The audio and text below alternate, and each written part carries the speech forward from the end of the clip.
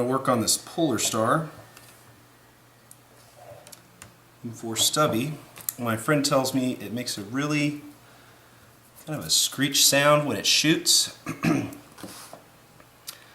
First thing I'm going to do is pop it open and see if we've got a jam, because he says it doesn't feed, it seems to him. So I'm going to undo the screw here.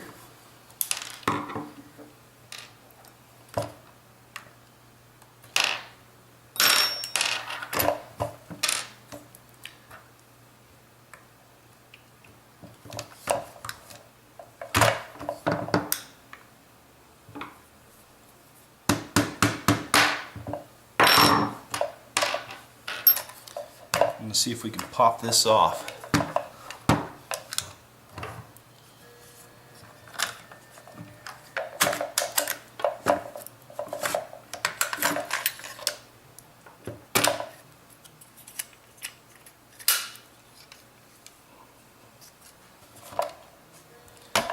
Move this aside for a second. See if I can get access to this. What's wrong is this fake bolt is making the hop-up jammed right here, so I'm going to try to pull it out.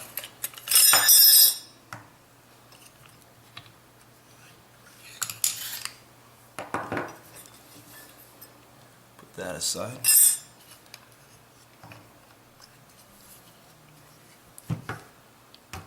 Okay, so now we have the hop-up unit, and there's definitely a BB stuck right inside. So you can see how it folds around the BB.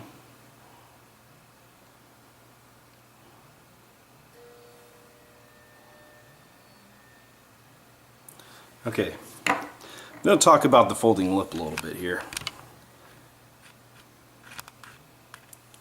Alright, what happens? I think with the Polarstar, we've got some, looks like a lot of usage here. There's a lot of gray markings and so forth on the air nozzle. So I think with the Polarstar, there's a time where the air nozzle may not be completely forward and air is shot, or maybe it is it's as it moves forward, it moves backwards, and as it shoots the air, I think that's what affects the BB getting stuck in the hop-up right here with the bucking. Also, the wear of the bucking, how soft it is, can affect this. I've read before, someone suggested, I think this was Star, I can't remember, suggested that this might have a twisting motion, which I honestly do not believe. However, it's possible that it can twist. This could possibly twist on an AEG, so why do I never see this issue on an AEG? I think, for the most case, mechanically, an AEG is always almost forward. But with this, it may be, because the settings and so forth, it may not be as much. There could be more pushing, there could be more other issues that are different between the AEG and the Polarstar that cause this to happen. But what happens is, one BB gets up in the chamber here, and then goes inside and gets caught. And once it's caught in there, you can't get any more BBs up because it can't bypass. If you look down in here, you can basically see the BB, a little bit of it. So what I'm going to do is go ahead and take this apart and fix that issue. Now, he says there's a weird sound coming from the Polarstar itself. So we're going to go ahead and shoot this and see if we hear a little bit of a weird sound. I'm going to put the pin back in.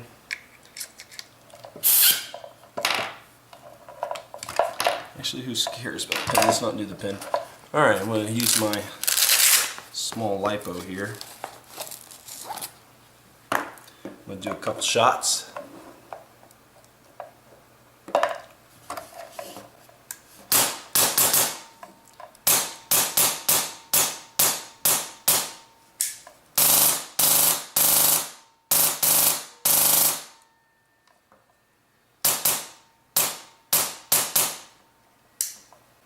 Alright, to me this doesn't look like an issue. I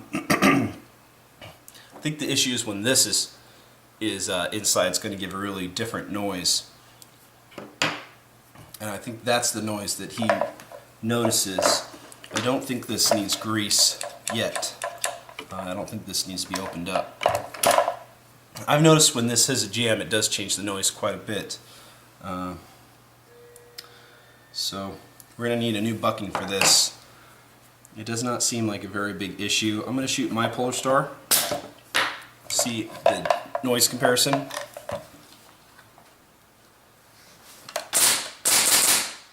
Alright, here's a noise comparison with my Polarstar.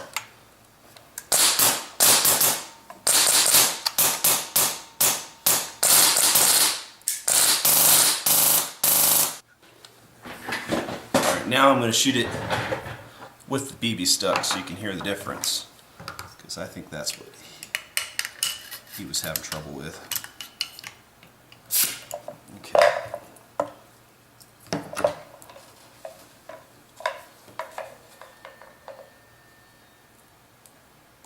Okay, here's what she sounds like jam.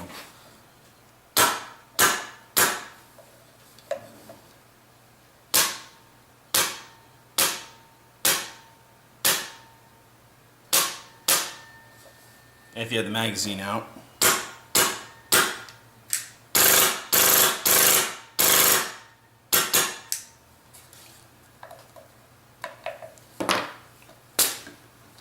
okay, but he wants me to grease it up anyway, so we're probably going to go ahead and do that.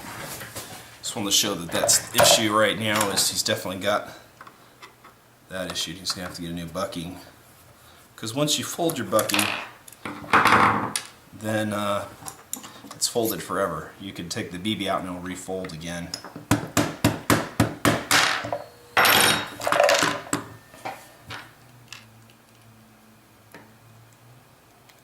I'm not worried about breaking the bucking because it's probably going to have to be replaced anyways. Alright, so here she is. Yeah. This bucking is really abused and used. And it looks folded, been folded for a while, so definitely need a new bucking here. Barrel is extremely dirty. Gonna have to be cleaned up there.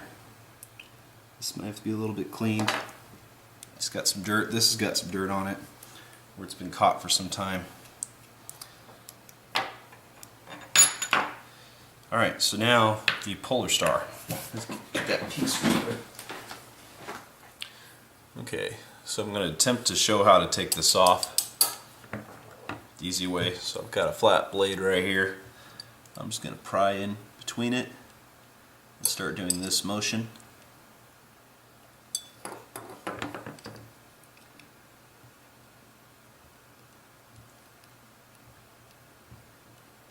You can rotate it and do this too.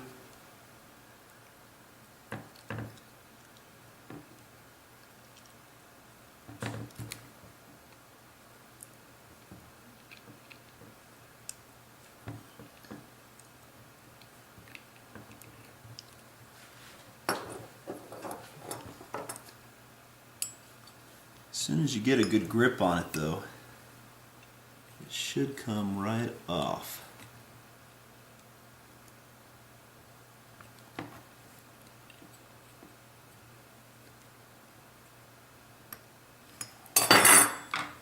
Get to the point I can use a screwdriver.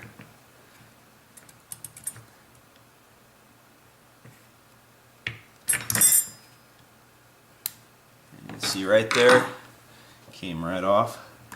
And then once you get that off, you just push down. Might be kind of hard to do.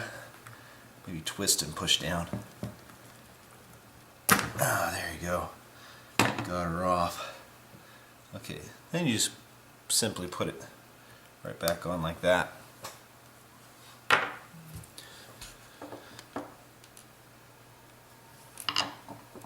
Alright, let's pull off these plates here. Pretty basic. Here's your here's a modified trigger. You can still see the plastics on there glued very well. This is glued on there very well, so that will not be an issue with pushing the button. says that the safety can sometimes shoot.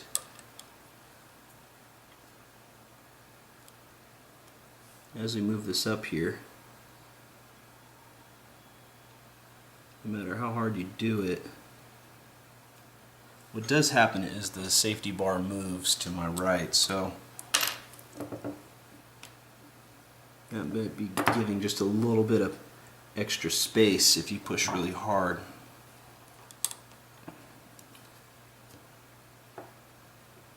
So really the only way to avoid that is to put some kind of material here that leaves the safety bar from the safety from moving. Because see, it moves to my right, allowing more distance for the trigger to move. It's not solid enough where it stays in that spot. So for instance, if there was a screw that went through the top of this and down into here, that would be more solid. You can see that right there. That would really hold it. It seems like it should be holding it, actually. Let's go ahead and push this here. Alright, so that's safety right now.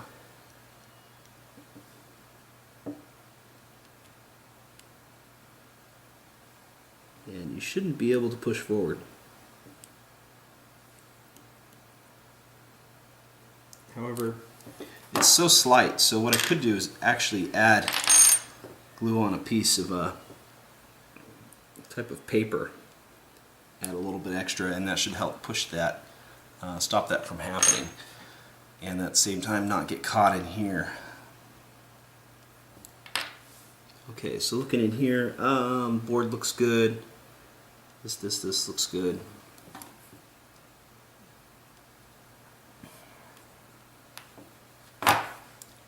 I don't see any real issues here. Okay, to open the air nozzle area right here and pull the air nozzle out, it's pretty simple, pretty straightforward. You might get confused at first, but you undo the top here, undo the bottom of both these screws, and then you twist this until it pops off. So, well, it doesn't actually pop off, but there is thread locking, I believe, at least on these two screws. I don't know about this one. This is where air comes in here, I believe, from this hose. It goes all the way down this way. But if you unscrew this, it would probably be a little bit tight first to unscrew. And I did notice the top one can become loose. Yes, there's thread lock on that one. And so that's probably why they put thread lock on theirs, because, you know, eventually these things do come undone a little bit.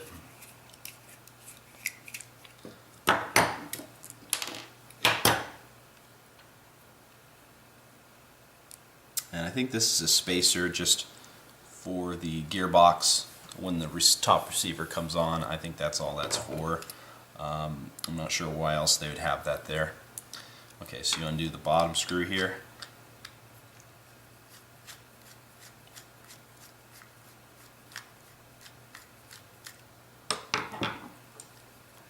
Okay, now you just start to, you can see it starts to twist. You might pull up a little bit, if you can pull it up a little bit, and just start to untwist it. It looks like the screw is still stuck into it. And it also looks like there is a rubber O-ring right there, probably so that it doesn't leak air. So this screw right here, yeah, there's a rubber O-ring right there on that piece, just to show. So you see the rubber O-ring right there. Now this spring just goes forward.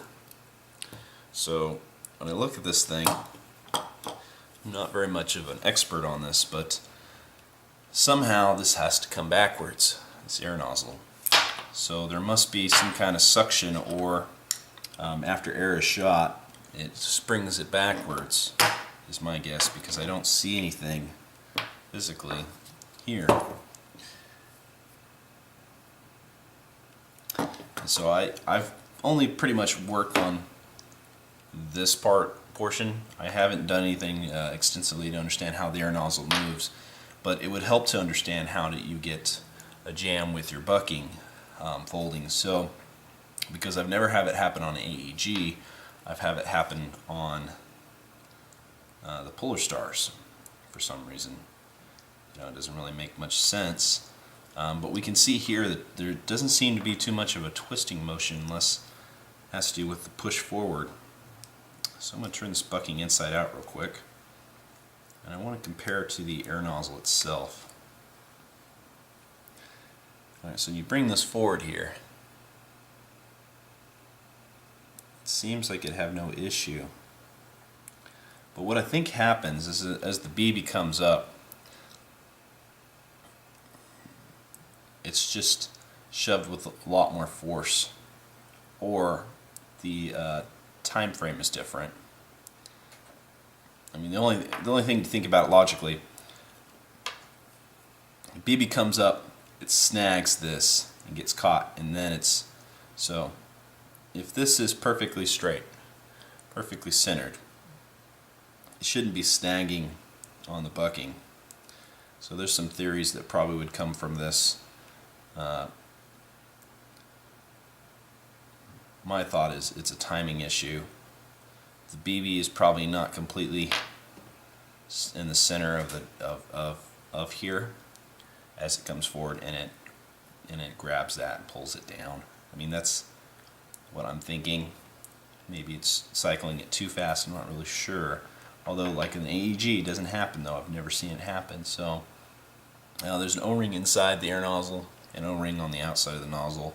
These are both well greased already, so it's not an issue. If you want to just put it back together, seems pretty simple. You just put this in here,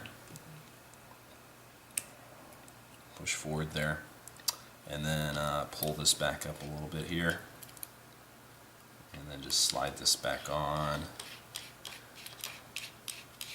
I'm turning clockwise, it seems like. Now that's too far. You can see it's kind of crooked. I want to do just a little bit. I'm going to pull this down and then screw in the bottom here.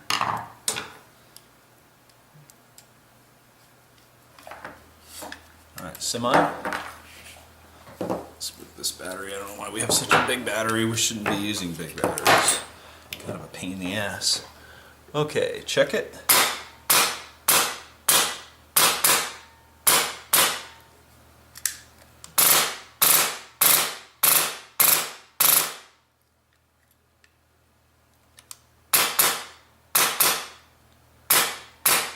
Alright, so now all I have to do is put a bucking in.